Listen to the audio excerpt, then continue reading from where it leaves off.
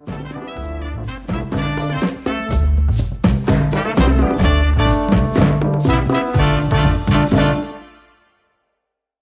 welcome to Series 2 of the Purposeful Wealth Podcast. I'm Jonathan Gibson, founder of Wells Gibson and author of Purposeful Wealth and host of the Purposeful Wealth Podcast. Today, we're going to be talking about what you need to know if you're a dentist and planning to sell your dental practice. And I'm delighted to say that we are joined with our special guests, Paul Graham, Head of Dental, and Joe Mannix, Senior Business Agent at Christie and Company, based in Edinburgh. Paul and Joe will share their advice on how to prepare for a quick and efficient sale of your dental practice.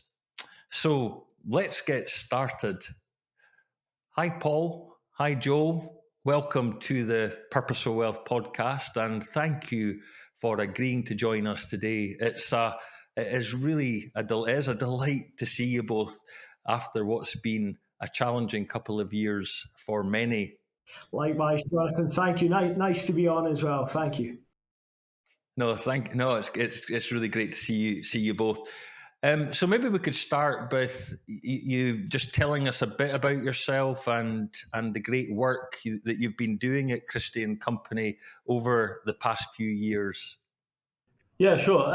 So as you said, Jonathan, my name's Joel Mannix. I'm a senior business agent at Christie & Co, covering the dental sector in Scotland. Although it might not sound it with my accent, I am based in Scotland and I do cover all of Scotland. We've been here for about 5 years now. During that time, covered a variety of different deals, from small single site practices to multiple practices at once. Obviously, it's an interesting sector. It's a busy sector. I'm pleased to be a part of it. Likewise, Jonathan. We started in the dental sector in 2013. Sometimes that feels like an eternity ago, but then there's other times it just kind of whizzes by, particularly after the pandemic, where the transition of time just seemed to disappear. But the position we're in just now as the most active agent in Scotland is something that we really savour. We don't rest on our laurels with that. It's nice to be in that position to give clients and listeners some help if they're thinking about selling. Yeah, and I suppose that certainly the big thing I'm very aware of with, having worked in the dental sector over the years, it seems to me that the age or the desired age, retirement age, it seems to be getting younger. Is that true? Is that because that there's just more and more pressure upon the dentist? There's probably yes is a short answer. Probably a couple of aspects to that is that the average retirement age for a dentist is early 50s just now. There are some who have been incredibly successful in their careers. They've built up a very good business, and they've got to the point of either not enjoying NHS dentistry or just stopped enjoying dentistry. More from a compliance perspective, though. They love the kind of wet-fingered part, the day-to-day manual part of dentistry. But the compliance always seems to be a common theme that comes up. Equally, there's other operators who enjoy both aspects, but they're profiteering from how busy and buoyant the current market is just now. That was definitely a trend pre-pandemic, and arguably post-pandemic has become even stronger. Yeah, okay. Yeah, it's very interesting, isn't it? Interesting. I'm just always amazed that that there are still, dental practices out there that haven't been sold yet, to one of the big corporates. That's an interesting topic. There is a real perception in the market that the corporate operator is dominating the market just now. With that in mind, that there is corporate consolidation at the top level, and that tends to be of practices of a certain size, value that can cope with being part of a group of practices, a fully associate-led practice. However, what we're really pleased to see is that the best part of 80% of the market is dominated by independent operators. That independent operator can be a first-time buyer or an independent operator who is empire building, so they're on to the second, third, fourth, fifth acquisition. So yeah, there is a perception that the corporates are swallowing everything just now, but actually far from it, which is kind of reassuring to know. It keeps us busy. I think just to tack something onto that, I think what we see anyway is, you have a corporate out there that has that sort of PR monster, anytime they buy a practice, it's all the way out there. But actually, majority of the work we do, as Paul's just said, is with independent buyers. And I think what's interesting is sort of pre-pandemic, it was, those that were buying absolutely still buying. But now we've got this sort of new demographic of buyer out there that, perhaps they've been an associate for a number of years, and for whatever reason, because of the pandemic, whether it's question job security or financial security, or even just the fact that, they want to go into practice ownership, this has sort of sparked that. So we've now got this new demographic of those buyers there that are essentially, bringing in competition, and more often than not, they are winning practices. Yeah, okay. And for those listeners interested in selling their dental practices, perhaps they're nearing retirement or wishing to move on to pastures new, simply wanting to cash in on their hard work over the years. Tell me, Paul, Joel, is now the right time to sell? It's a very good question. There are, on most occasions, over the last, since 2013, since we've come into the market, the answer to that question would be yes. As we've continued to see demand rise, the lack of supply in the market, so I think the dynamics of that have always been very favourable for a seller. But as we sit at this particular moment in time, there's something else that we can kind of jot onto that. As well as the demand, we're seeing some of the practices now having their best ever performance. And with that in mind, if there's a seller out there who is concerned about value, the opportunity for us to go out, give a bit of a health check on the business, even if they're a few years away from selling, just allow us to become familiar with them and vice versa, get to know the business and see what the practice is worth. I think because of the demand, because of where multiples of EBITDA are, which equates to where the value is, at an all-time high, I think most sellers who we speak to are pleasantly surprised about the value that can be achieved. So yes is definitely the answer to that question. Look, I think we're talking really positively here, but we do recognise that there are practices out there that are struggling a bit. They do have performance issues. That opportunity to say, is it the right time now to sell? And this might sound counterintuitive, but we're not just a selling agent. We don't just sell dental practices. We will let that type of operator know that if there's an opportunity to improve the business over the next 12 months or change certain parts of it to be in a better position further down the line, we're going to give that advice. And sorry, John. No, please, Joe, please crack on. I think that is a huge part of what we do here at Christie & Co. I mean, as Paul said, yes, we are a selling agent, and I'm sure it's very easy for us to sort of pluck out a number and say, well, this is what it is. But actually, because we only ever work for the seller, having this position allows us to give our best advice and, essentially give, whatever the seller options are. At that point, they're able to make the decision, right, well, actually, I can, sell it now. Or if I do X, Y, and Z, which, we've mentioned to them, then, I'll have a look at it again in 12 months, 24 months, 3 years, whatever it might be. Yeah, okay. And what is when it comes to the dentistry of these practices, are you finding that it's the NHS practices or those engaged in more private dentistry is more attractive to a buyer? Yeah, I mean the NHS is taking a bit of a bashing just now. I think at times it gets unfairly compared to private dentistry.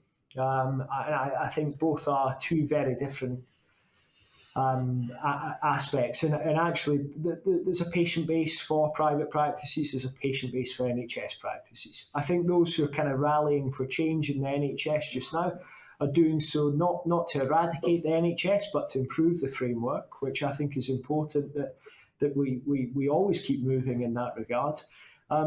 The demand for private dentistry has increased significantly over the last 3-4 years. It was kind of on that theme pre-2019.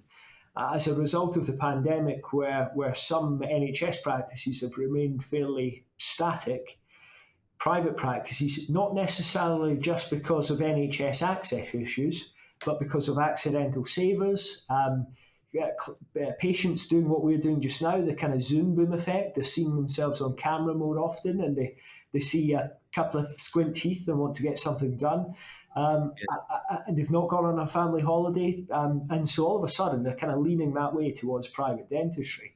But look, I think if we look at the growth that the NHS market's had since 2013 and even previously to that, this issue that's going on just now is a bit of a blip in the scheme of things.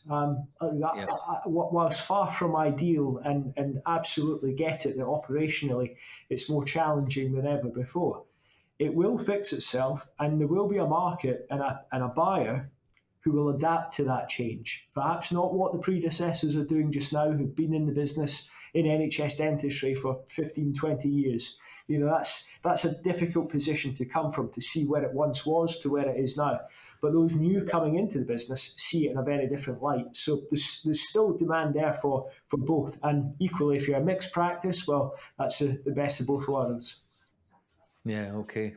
Yeah, that's very helpful. I'm sure our listeners, or certainly owners of dental practices, will find all of this very interesting. And so, you know, dentists out there who they're thinking, right, I want to sell, or certainly within the next 2 to 3 years, you know, from your perspective, what are the 5 key factors that any seller must consider when selling their dental practice? Yeah, good question. I think there are a number of factors, of course. I think the first thing that we want to sort of suggest is that it's never too early to start planning your exit. I think that, you know, if this is something that you're considering in 5 years, 10 years, whatever it might be, fine. You know, what we mentioned before, you know, let's start having these conversations now, because if we can start looking at, say, hypothetically 5 years and thinking, right, this is when I'd like to retire, you know, we can start looking at, right, this is what we have to do in that short term. This is what we have to do in the longer term. This is the areas that we need to look at. For example, do you have all the right advisors in place? Do you have all the right paperwork in place? Because as much as, to be honest with you, once we get to the market and, you know, we're getting an offer, that's kind of the easy part. It's what comes after is the hard part. So make your life a little bit easier. Have that stuff in place now, because what that's going to do is save you sort of rushing around after we've got a deal in place and legals are starting to mount up. Let's get some of that stuff out of the way early. I think as well, what you want to think about is be honest with what your ideal exit is going to look like. Because on one hand, if you think, right, well, actually, do you know what? I think I might be willing to tie in for a little bit post-sale. Fine, let's talk about that. On the flip side, if somebody turns around and says, well, actually, do you know what? I want to leave on day one. Okay, that's fine. We can plan for that too. But just being honest upfront and having a decent amount of time is probably the best advice we can give. Yeah. That's very helpful. And is there anything else you would add to that about other key factors that any owners of a dental practice ought to be thinking about? Yeah, I say surround yourself with the right advisors is absolutely crucial. A seller will generally get kind of one crack of the whip of doing this, going into that sale process. So it only takes a bit of flawed advice or bad information, bad intel, and it can go horribly wrong. Equally, there's always that temptation of a seller potentially going to a buyer directly.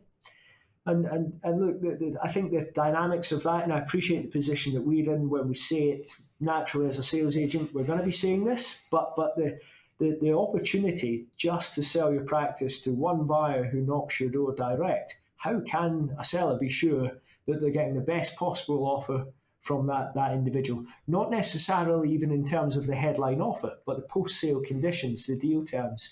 These are all vital components. And what's interesting, when we bring a practice to the market and create that competitive tension, work with advisors who have experience and are ingrained within the dentistry sector, yourself as an advisor, accountants, solicitors, for example, that forms a formidable team acting for the client who's selling, who have been there kind of 20, 30 years on occasions. And we don't have to advertise the practice by name or photograph. That sensitivity about a confidential process is always honoured. But the level of buyers that we're working with just now who have missed out on numerous opportunities, who are still keen to acquire, new buyers coming into the marketplace, new corporates who are emerging, not just the kind of typical top 3, top 4 corporates that are established, corporates who are based down south but don't have a presence in Scotland yet, who are very keen on getting in. We can kind of drop this list of buyers, pre-approve them with the seller. The seller might recognise a couple of people that they don't want to deal with, and that's absolutely fine. We don't need to release the brochure or the information about the practice to them. But creating that competitive tension will not only drive the price and terms, but when we get into that legal process that can take 3 to 6 months, can take longer sometimes. It can take longer, especially if you've not appointed a specialist dental accountant and lawyer and advisor. If that buyer has been aware that they've gone into this process competitively, if for any reason they start to kind of falter or price chip or just kind of sway off the timeline, we've got buyer B, C, and D typically waiting in the pipelines as well. So that's a great seed to sow to just to ensure that the deal remains on track. Yeah, competition is king. I think a lot of my clients, probably get sick of me saying that, but competition is king. From, as Paul said, not just the top line figure, the post sale conditions, but sowing that subliminal seed essentially that right, there's a buyer out there. I can't muck around because if I do, I know buyer number 2 is knocking on the door, and it just helps make the process as smooth as possible. Yeah. It's very helpful. There's so many questions I could ask you both today. One of the things I'm really keen to ask you, do you find a lot of these, a lot of owners of dental practices, they're coming to that point, they want to sell the practice. Do you get the sense where their whole retirement plan is hanging on needing the value of the business to retire? Or do you find that the owners of dental practices that you're speaking to are probably already financially independent, and any money they get from the sale of the practice is icing on the cake, so to speak? In most occasions, it's probably the latter. But look, I think with that in mind, that's when mistakes can happen, because there are examples that we've seen in the marketplace where transactions have happened off market, where an agent hasn't been involved, we've not been part of the process. And we kind of hear what the transaction was about further down the line at a later date. And there's some really scary examples there where it's potentially sold hundreds of thousands of pounds less in value, or value might have been achieved, but there's a dentist there who's been clinically active and then wishes to stay on for a period of time. And then all of a sudden he or she is signed up to a 5-year financial tie-in period, which is really onerous. So I think, yes, it's time to take advice, really. That's a kind of moment that you recognise that you get one chance of doing this, let's do it right. Yeah. And presumably, each practice sale, Paul, Joe, each practice sale will be unique, but, how can the seller prepare for a quick and efficient sale? Yeah, I think we mentioned some of those stuff before. So get your advisors around you. I think that one of the most difficult things is, especially for practicing dentists, is they're in doing their day-to-day, their chairside every single day. So have the right advisors around you that can essentially work for you, because that's what you're doing. You're paying for that advice. I think that, from my perspective, it's probably what I alluded to in Purposeful Wealth, that for anyone serious about their financial future, they really do need to engage with trusted partners. And it seems to me that it's the first thing anyone wants to be doing is engaging with Christie and company, and particularly yourselves, gents, and making sure that this is done properly. So that does bring us to the end of this episode, and thank you to Paul and Joel for joining us. I hope their top tips and expert advice was beneficial to you. As always, thanks for listening to the Purposeful Wealth podcast. And if you do enjoy our show, please take time to rate and review us, as well as recommend us, and be sure to tune in the next time. Thank you. Thank you. Thanks.